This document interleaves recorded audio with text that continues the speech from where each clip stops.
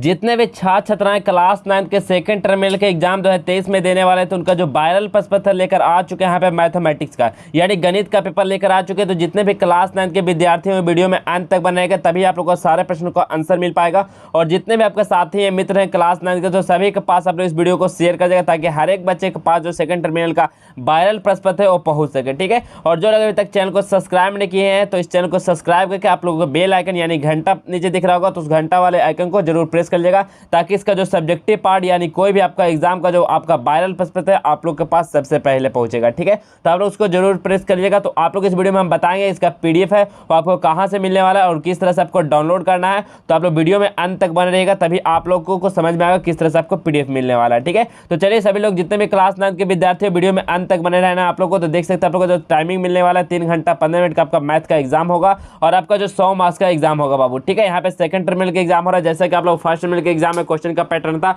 वही बिल्कुल सेम आपका सेकंड टर्मिनल का एग्जाम में भी पैटर्न सेम रहने वाला है। इसके बाद आपको होगा फाइनल एग्जाम। ठीक है, तो उसके लिए भी हम आपको वायरल प्रश्न पत्र देंगे। तो आप लोग इसलिए बोलते हैं चैनल को सब्सक्राइब करके रखे रहना। तो देख सकते हैं आप लोग खंड में यहाँ पे दिया गया है कि क्या 50 को आप लोग को आंसर देना है। आपका जो 60 को यहाँ पे ऑब्जेक्टिव देखने को मिलेगा मैथ में जिसमें से आप लोग 50 का आंसर देना। तो चलिए हम सभी का आंसर देखने वाले हैं। तो पहला प्रश्न आप लोग से बोला गया बाबू कि निम्न में से किस परिमेय संख्या का दशमलव निरूपण शांत है। बहुत ही आसान क्वेश्चन और काफी शानदार प्रश्न। ये एक प्रश्न आपका 10th में भी पूछा जाता है कि निम्न में से किस परिमेय संख्या का दशमलव निरूपण शांत होता है। तो शांत होने के लिए क्या बताए थे, ऊपर क्या होता है वो अंश बटा हार होता है। क्या होता है, अंश बटा हार। तो हार में आपका कंडीशन क्या होना चाहिए, 3 और 5 की संख्या आना चाहिए। ठीक है, 3 और 5 की अगर संख्या में आता है तो वो संख्या शांत कहलाता है, नहीं तो वो संख्या अशांत कहलाता है। तो चलिए हम लोग ऑप्शन से चेक करते हैं।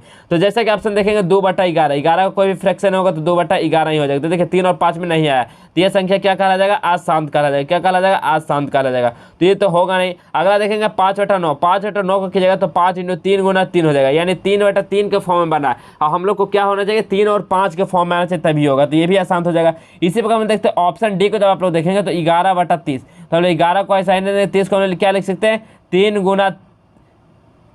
2 गुना क्या लिख सकते हैं बाबू, 3 × 2 गुना हम लोग लिख सकते हैं 5 लिख सकते हैं यानी 3 दूनी 6 5 30। तो देख सकते हैं आप लोग 11 × 3 × 5 × 2 यानी 3 और 5 के फॉर्म में आ गया तो ये संख्या क्या हो जाएगा, ये संख्या शांत हो जाएगा। क्या हो जाएगा, शांत हो जाएगा। तो आप लोग से यही तो पूछा गया शांत कौन सा संख्या, तो ऑप्शन नंबर डी इसका राइट आंसर हो जाएगा। अगला देखिएगा 0.3 को p/q में बदलने पर क्या मिलता है। अगर 0.3 है इसको p/q के रूप में आप लोग बनाएंगे तो ये क्या मिलेगा। ये क्वेश्चन आपको 2 मार्क्स में भी पूछा जाता है तो आप लोग इसको अच्छे से समझना। ठीक है, 0.3 को p/q के रूप में लिखेंगे तो क्या मिलेगा, तो क्या मिलेगा बाबू, तो 3/9 हो जाएगा। याद रखना है कि अगर 0.3 सिर्फ रहेगा तो 3/9 होगा। अगर जो संख्या पे रेकरिंग अगर आ जाता है, एक संख्या पे रेकरिंग रहेगा तो भी 3/9 होगा। लेकिन जैसे ही आप लोग 0.3 1 रेकरिंग है यानी 2 संख्या में एक संख्या रेकरिंग है तो यहाँ पे 90 हो जाता है। ठीक है, याद रखिएगा। तो यहाँ पे क्या हो जाएगा, ऑप्शन नंबर बी हो जाएगा, 3/9 हो जाएगा। अगला प्रश्न क्या बोला गया बाबू कि 1 और 2 के बीच कितने परिमेय संख्याएं हैं। 1 और 2 के बीच जो है कितना परिमेय संख्या है। तो कितना परिमेय संख्या होता है, तो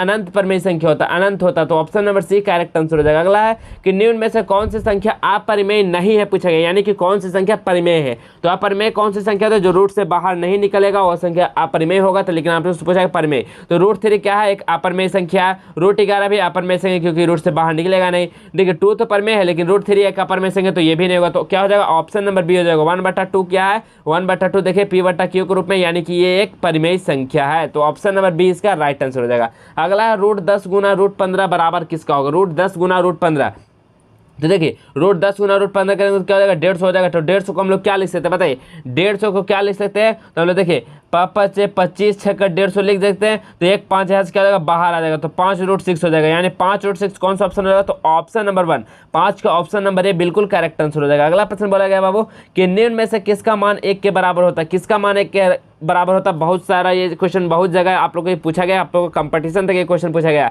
तो किसका मान 1 होता है, तो याद रखिएगा अगर कोई भी n संख्या कोई भी उसका पावर अगर 0 रहता है तो वैसी संख्या को क्या होता है, 1 होता है वैल्यू। ठीक है, वो संख्या कुछ भी रहे, आपका 1000 क्यों नहीं रहे, 1000 का पावर अगर 0 रहेगा तो भी इसका संख्या 1 ही होगा। ठीक है, याद रखिएगा। तो देखिए आप लोग को ऑप्शन में दिया गया 2 के पावर 0 तो इसका संख्या कितना हो जाएगा, 1 ही होगा। तो ऑप्शन नंबर सी बिल्कुल करेक्ट हो जाएगा। अगला क्या है, पाई का सन्निकट मान क्या होता है, यानी पाई का वैल्यू आप लोग से पूछा गया, काफ़ी ईजी प्रश्न है। तो पाई का वैल्यू याद रखिएगा, पाई का वैल्यू कितना होता है 22/7 होता है। अगर 22/7 ऑप्शन में नहीं रहता तो 3.144 होता है, ठीक है, याद रखिएगा क्या होता है 3.144, नहीं तो 22/7। तो आपको ऑप्शन में दिया गया 22/7, तो 22/7 यानी ऑप्शन नंबर बी करेक्ट हो जाएगा। अगला है निम्न व्यंजकों में कौन बहुपद नहीं है। जो ऑप्शन में दिया गया व्यंजक इसमें से कौन है जो बहुपद नहीं है, आप लोग से पूछा गया। तो कौन बहुपद नहीं है, तो देखेंगे आप लोग z+1/z, ये क्या बहुपद नहीं, क्योंकि z/z+1/z। तो यहाँ देखिएगा जेड से जेड कैंसिल और क्या बचेगा 1+z⁻⁻1 बचेगा। तो ये क्या है, बहुपद नहीं है। तो ऑप्शन नंबर इसका सी राइट आंसर हो जाएगा। अगला है बहुपद दिया गया x³ × x+1 × x-1 का घात क्या हो जाएगा। तो देखिए आप लोग x+1 x-1 क्या दिख रहा होगा, एक और प्लस यानी a+b और a - b का ये फार्मूला पे दिख रहा है। तो क्या होता है a + b a - b, तो a² - b² का फार्मूला होता है। तो चलिए इस फार्मूला को हम यहाँ पे लगा देते हैं। तो क्या हो जाएगा x³ ऐसा नहीं जाएगा, यहाँ पे क्या हो जाएगा x² - 1 के स्क्वायर हो जाएगा। चलिए यहाँ पे गुना करेंगे तो कितना हो जाएगा, पावर के यहाँ पे घात जुड़ जाएगा, तो x का पावर 5 हो जाएगा माइनस x का पावर 3 हो जाएगा। तो आप लोग सब इसका घात पूछा, तो घात देखिए सबसे ज़्यादा घात किस पे है, तो x के घात 5 है। तो x के घात 5 है, तो इसका सही आंसर कितना हो जाएगा 5 हो जाएगा घात। ऑप्शन नंबर बी बिल्कुल राइट आंसर हो जाएगा। अगला प्रश्न देखेंगे, अगला प्रश्न क्या बोला गया है, x² - 5x + 2 को x+1 से भाग देने पर शेषफल क्या मिलेगा। तो काफी आसान है। तो x+1 को पहले हम लोग 0 के रिस्पेक्ट में कर देंगे, तो देखिएगा तो x = क्या हो जाएगा -1 हो जाएगा। चलिए अब x का वैल्यू -1 आ गया, तो हम लोग इस फार्मूला में रख देते हैं। तो क्या हो जाएगा, इस समीकरण में रखेंगे तो -1 का स्क्वायर कर देंगे, क्या कर देंगे बाबू -1 का स्क्वायर कर देंगे, और -5 गुना यहाँ पे -1 करेंगे +2 कर देंगे। तो देखिए -1 का स्क्वायर कितना होता है, +1 होता है, तो 1 हो जाएगा। और यहाँ से माइनस कितना हो जाएगा +5 हो जाएगा, और +2 कितना हो जाएगा 5 1 6 और 2 कितना हो जाएगा 8 हो जाएगा। तो इसका सही आंसर कितना हो जाएगा 8 हो जाएगा, भाग देने पे 8 आएगा। तो ऑप्शन नंबर सी इसका राइट आंसर हो जाएगा। अगला है x⁴ - x² का गुणनखंड क्या हो जाएगा। आप लोग से क्या पूछा गया, आप लोग से बताया गया है x⁴ - x² का गुणनखंड क्या होता है। तो गुणनखंड निकाला गया, देखिए यहाँ पे पहले आप लोग क्या करना है, x² के स्क्वायर कर देंगे और माइनस इसका क्या हो जाएगा x²। तो आप लोग देख रहे हैं a² - b² यहाँ से देखने को मिल रहा होगा, ठीक है, यहाँ से a² - b² देखने को मिल रहा होगा। तो यहाँ से देख सकते हैं आप लोग। तो क्या हो जाएगा इसका सही आंसर बताइए। यहाँ पे देखिएगा आप लोग निकालिए, तो एक और प्लस एक और माइनस क्या हो जाएगा x² हो जाएगा, यहाँ पे क्या हो जाएगा, यहाँ पे हो जाएगा बाबू, तो x² यहाँ पे हो जाएगा एक बार -x, एक बार क्या हो जाएगा +x हो जाएगा, क्या हो जाएगा एक बार +x हो जाएगा। तो इसका देख सकते हैं आप लोग क्या हो जाएगा, एक बार +x और एक बार -x हो जाएगा, तो -x हो जाएगा। तो कौन सा ऑप्शन हो जाएगा x² + x x² - x। तो ऑप्शन नंबर ए इसका राइट आंसर हो जाएगा। अगला है 107 × 93 बराबर होगा। 107 × 93 किसके बराबर होगा। आपको यहाँ पे काफी इजी प्रश्न, आपका गुना दिया गया है, तो आप लोग गुना आसानी से कर सकते हैं। 107 और 93 में जब आप गुना करेंगे तो इसका सही आंसर कितना आ जाएगा, तो 12 का जो सही आंसर हो जाएगा वो 9951 आ जाएगा। इसको आप लोग गुना करेंगे तो इसका right answer option number A हो जाएगा। अगला 13 नंबर प्रश्न बोला गया है, निर्देशांक ज्यामिति का जन्मदाता माना जाता है। निर्देशांक ज्यामिति जो है इनके जन्मदाता यानी जो इनका कौन इन्वेंशन किए थे, बताइए निर्देशांक ज्यामिति कौन किए थे। तो ये आर्यभट्ट जो किए थे, जीरो का किए थे बाबू, और रामानुजम भी नहीं किए थे, रेने देकांते भी नहीं किए थे। तो इसका ऑप्शन नंबर डी हो जाएगा, इनमें से कोई नहीं। तो कौन किए थे निर्देशांक ज्यामिति, तो याद रखना यूक्लिड ने किए थे। कौन किए थे बाबू, यूक्लिड जो साहब थे वो यूक्लिड ने किए थे निर्देशांक ज्यामिति का इन्वेंशन। तो ऑप्शन नंबर इसका डी सही आंसर हो जाएगा, इनमें से कोई नहीं। अगला है मूल बिंदु का निर्देशांक होता है। मूल बिंदु का निर्देशांक कितना होता है, याद रखिएगा मूल बिंदु का जो निर्देशांक होता है 0,0 होता है। क्या होता है 0,0। तो option number C right answer हो जाएगा। अगला दिया गया बिंदु 4,-5 किस चतुर्थांश में है। तो याद रखिएगा 4,-5 यानी कि प्लस और माइनस किस में होता है, प्लस माइनस याद रखिएगा बाबू क्या होता है, प्लस माइनस किस में होता है। हर बार हर वीडियो में आप लोग ये क्वेश्चन को हम बताते आ रहे हैं। तो बताइए किस में होता है प्लस माइनस, तो ऑप्शन किस में होता है चतुर्थ चतुर्थांश में होता है प्लस माइनस। तो ऑप्शन नंबर क्या हो जाएगा, ऑप्शन नंबर डी हो जाएगा चतुर्थ चतुर्थांश। अगला दो भिन्न बिंदुओं में से कितनी रेखाएं गुजर सकती है। दो भिन्न बिंदुओं में से कितनी रेखाएं जो है वो गुजर सकती है। अगर दो अलग अलग बिंदु है तो इसे कितना रेखा गुजर सकता है, बताइए इसे कितना रेखा गुजर सकता है बाबू, बताइए इसे कितना रेखा गुजर सकता है। तो 16 का जो सही आंसर हो जाएगा वो कितना हो जाएगा, तो याद रखिएगा अनगिनत गुजर सकता है। क्या हो जाएगा अनगिनत। Option number C right answer हो जाएगा। अगला क्या है 35 डिग्री का पूरक कोण क्या हो जाएगा। 35 डिग्री का पूरक कोण आप लोग से पूछा गया यहाँ पे। तो 17 का सही आंसर बताइए 35 डिग्री का पूरक कोण। पूरक कोण क्या होता है, जो 90 डिग्री होना चाहिए दोनों मिलाकर। तो देखिए 35 डिग्री का पूरक कोण कितना होता है, तो 35 + x = हम लोग क्या लिखेंगे 90 लिख देंगे। तो यहाँ से देखिए x = क्या हो जाएगा 90 - 35 करेंगे तो कितना हो जाएगा, x = हम लोग को आ जाएगा 55 डिग्री। क्या जाएगा बाबू 55 डिग्री। तो ऑप्शन नंबर क्या होगा, ऑप्शन नंबर सी सही आंसर हो जाएगा 55 डिग्री। अगला है ए ओ बी का एक रिजु कोण होता है यदि ए ओ बी बराबर किसका होगा। रिज्जु कोण जब होगा किसका बराबर होगा, तो रिज्जु कोण हो जाएगा, तो 18 का जो सही आंसर क्या हो जाएगा बाबू, तो 180 डिग्री होगा, तभी वो रिज्जु कोण हो जाएगा। Option number D right answer हो जाएगा। अगला है, जब 90 से बड़ा और 180 से छोटा हो तो एक्स कौन सा कोण होगा। देखिए आप लोग क्या बोला, जब 90 से बड़ा, यानी तो 90 देखिएगा तो ये हो जाएगा 90 बाबू, तो 90 से बड़ा बोल रहा तो ये बड़ा हो जाएगा, और ये क्या है, ये 180 है, तो 180 से छोटा, तो ये कोण जो होगा, ये कोण कौन सा हो जाएगा, तो 90 से बड़ा वाला कोण को क्या बोलते हैं हम लोग, अधिक कोण बोलते हैं, और 90 वालों को क्या बोलते हैं, सम कोण बोलते हैं, और 90 से कम वालों को क्या बोलते हैं, न्यून कोण बोलते हैं। तो देखिए 90 से ज्यादा हो तो इस कोण को हम लोग क्या बोलेंगे, अधिक कोण बोलेंगे। क्या बोलेंगे, अधिक कोण। ऑप्शन नंबर सी बिल्कुल सही आंसर हो जाएगा। अगला देखें क्वेश्चन क्या है, दो कोण आसन कोण कहलाते हैं जब उनका, मतलब दो कोण आसन कोण का कब कहलाता है, जब उनका जो होता है शीर्ष और एक भुजा उभयनिष्ठ, एक शीर्ष और एक भुजा उभयनिष्ठ होगा, तब वो आसन कोण कहलाता है। तो ऑप्शन नंबर सी इसका राइट आंसर हो जाएगा। 21 नंबर प्रश्न बोला गया कि जब दो रेखाएं एक बिंदु उभयनिष्ठ हो तो वो क्या कहलाते हैं। जब दो रेखाएं में एक बिंदु उभयनिष्ठ होगा तो वो क्या कहलाता है बाबू, तो वो क्या कहलाता है, तो याद रखो वो प्रतिच्छेदी कहलाता, ठीक है, वो प्रतिच्छेदी कहलाता। तो option number B right answer हो जाएगा। अगला प्रश्न बोला गया, तल में स्थित किसी बिंदु पर बने कुल कोण कितना होता है। तल पे स्थित, ये तल पे स्थित किसी बिंदु पर जो बना कोण कितना होता है, तो याद रखिएगा कितना होता है बाबू, 180 डिग्री होता है, 180 डिग्री। तो ऑप्शन नंबर क्या, option number A right answer हो जाएगा। अगला दिया गया, दिया गया आकृति में एक्स का मान आप लोग को बताना है। तो दिया गया आकृति देख सकते हैं लोग, इसका एक्स का मान आप लोग को बताना है, तो क्या होता है, तुम लोग देखिए दोनों एंगल को जोड़ लेते हैं, ठीक है, तो क्या हो जाएगा यहाँ पे 5x + 4x इक्वल टू कितना हो जाएगा, 180 डिग्री के बराबर, ठीक है। तो यहाँ देखिए 5 4 कितना हो जाएगा, 9x इक्वल टू कितना हो जाएगा, 180 डिग्री। तो ऐसे 9 से कितना मान कट जाएगा, तो x इक्वल टू कितना हो जाएगा, 20 डिग्री, यानी कि x इक्वल टू कितना हो जाएगा बाबू, 20 डिग्री। तो x का मान ही निकालने बोला था, तो x का मान कितना हो जाएगा, 20 डिग्री। तो option number C right answer हो जाएगा। चलिए अगला क्या है कि दो भिन्न रेखाओं में कितने बिंदु उभयनिष्ठ होंगे। दो अलग अलग जो रेखा है, ठीक है, दो अलग अलग रेखा में कितना बिंदु जो होगा उभयनिष्ठ होगा। तो कितना बिंदु उभयनिष्ठ होगा बाबू, तो एक बिंदु उभयनिष्ठ हो जाएगा। तो option number A right answer हो जाएगा।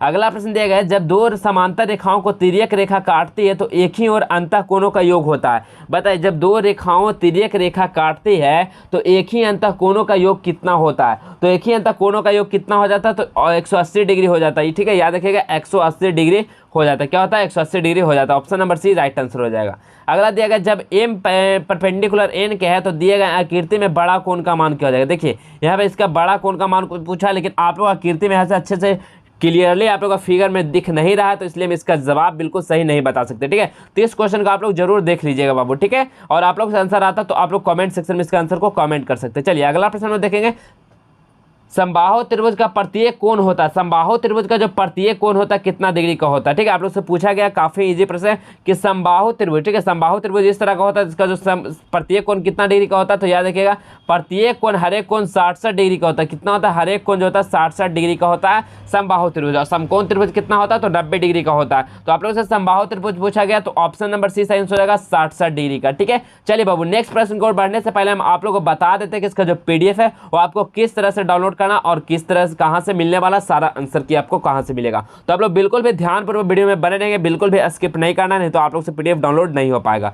तो देखिए आप लोग को सबसे पहले क्या करना, आपके पास गूगल होगा या क्रोम ब्राउजर होगा, उसको ओपन करेंगे। ओपन करने के बाद आप लोग को जस्ट एजुकेशन को लिखना और सर्च कर देना है। जैसे ही आप लोग जस्ट एजुकेशन लिखकर सर्च करेंगे तो देख सकते हैं justeducation.com का वेबसाइट मिलेगा। इस वाले पे आप लोग को क्लिक कर देना है। जैसे ही क्लिक करते हैं तो आप लोग का ऑफिशियल वेबसाइट खुलेगा। तो आप लोग को नीचे की ओर स्लाइड करने से पहले आप लोग को टेलीग्राम ग्रुप और यहाँ पे व्हाट्सएप ग्रुप का लिंक दिया गया है। तो पहले आप लोग इसको जरूर ज्वाइन कर लीजिए, क्योंकि ऑल एग्जाम्स और नोटिफिकेशन का लिंक आप लोग को इसमें दिया जाता है। आप लोग जैसे हम नीचे की ओर जैसे ही स्लाइड करेंगे आप लोग तो यहाँ पे देख पा रहे होंगे क्लास 9 का, ठीक है, क्लास 9 का एक सेक्शन बनाया गया। तो इस क्लास 9 वाले पे आप लोगों को क्लिक कर देना है। जैसे ही क्लास 9 पे क्लिक करता है आप लोग नीचे की ओर चलना और यहाँ पे देख पा रहे होंगे class 9 second terminal all question paper download 2023-24। तो इस वाले लिंक पे क्या करना है बाबू, क्लिक कर देना है। जैसे ही आप लोग इस वाले लिंक पे क्लिक करते हैं तो आप लोग को नीचे की ओर आना है और सभी एग्जाम से जो भी इन्फॉर्मेशन है सभी चीज़ों को दिया गया। तो आप लोग बिल्कुल बारीकी से पहले अच्छे से पढ़ लेना है। पढ़ने के बाद जब आप लोग नीचे की ओर आएंगे तो आप लोग यहाँ पे देख सकते हैं class 9 second terminal all question paper download link दिया गया है। तो इस डाउनलोड वाले पे क्लिक करके आपको पीडीएफ को डाउनलोड करना और वहीं से आपका सारा आंसर भी मिल जाएगा ऑब्जेक्टिव का, ठीक है।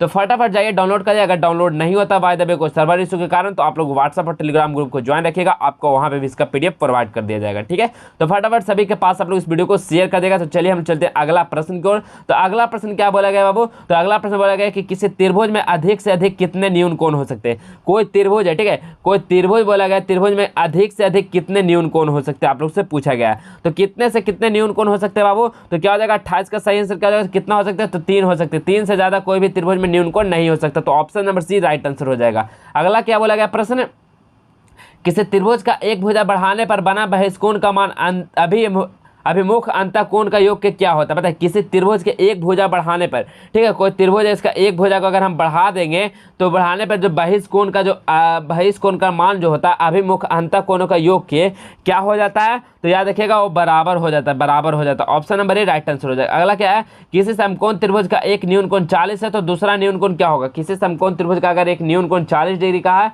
तो दूसरा न्यून कोण कितना डिग्री का हो जाएगा बाबू? तो 50 डिग्री का हो जाएगा। Option number C right answer हो जाएगा। अगला, दिया गया चित्र में एंगल BOC का माप क्या हो जाएगा? BOC, ठीक है, यानी बी ऐसा क्या बोला है? BAC का, ठीक है, BAC ये एंगल का आप लोग से पूछा गया है। तो देख सकते हैं आप लोग ये कितना, ये 40 है, ठीक है, ये 40 और ये 140 है, तो कितना हो जाएगा बताइए, कितना हो जाएगा? तो ये 100 डिग्री हो जाएगा। कितना हो जाएगा? 100 डिग्री हो जाएगा। तो क्या हो जाएगा? ऑप्शन नंबर 20 का राइट आंसर हो जाएगा। अगला प्रश्न क्या बोला गया, चतुर्भुज के चारों अंतःकोणों का योग कितना होता है? ठीक है, बताइए, चतुर्भुज के चारों अंतःकोणों का योग कितना होता है? तो 360 डिग्री होता है। तो option number B right answer हो जाएगा।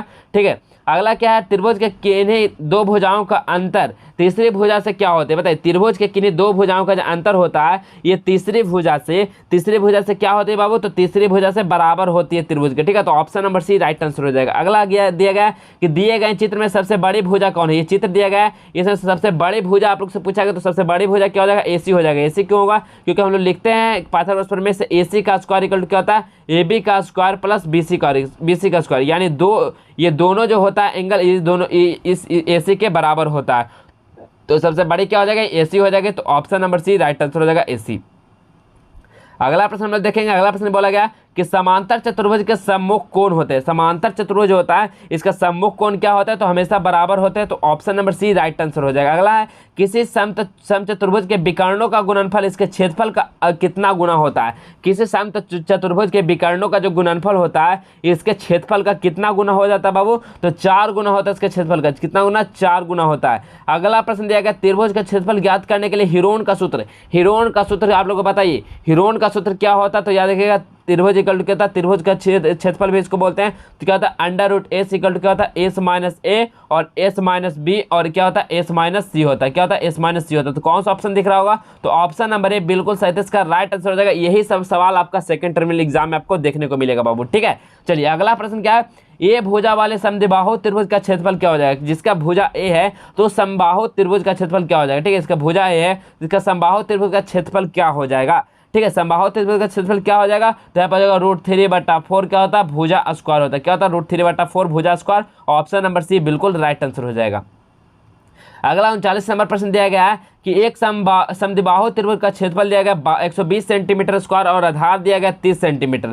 तो इसका परिमाप क्या हो जाएगा? ठीक है, तो इसका परिमाप निकालना है। तो इसका आंसर आप लोगों को कहाँ करना है? इसका आंसर आप लोगों को कमेंट सेक्शन में कमेंट करना है कि आपका परिमाप जो निकाले तो आपको कितना आंसर आया। तो चलिए हम इसका आंसर भी बताते हैं, आप लोग इसको जरूर सॉल्व कर लीजिएगा बाबू। ठीक है, तो इसका क्या हो जाएगा? 64 सेंटीमीटर इसका आंसर आ जाएगा। ठीक है, तो इसको आप लोग जरूर सॉल्व कर लीजिएगा, परिमाप बस आपको निकालना है। अगला 40 नंबर, घनाव में कुल किनारों की संख्या कितना होता है? जो घनाव होता है, ठीक है, घनाव होता है, घनाव में कुल किनारों की संख्या कितना होता है? तो इस घनाव में कितना किनारा होता है? तो बताइए आप लोग कितना किनारा होता है बाबू? तो 40 का सही आंसर कितना किनारा होता है?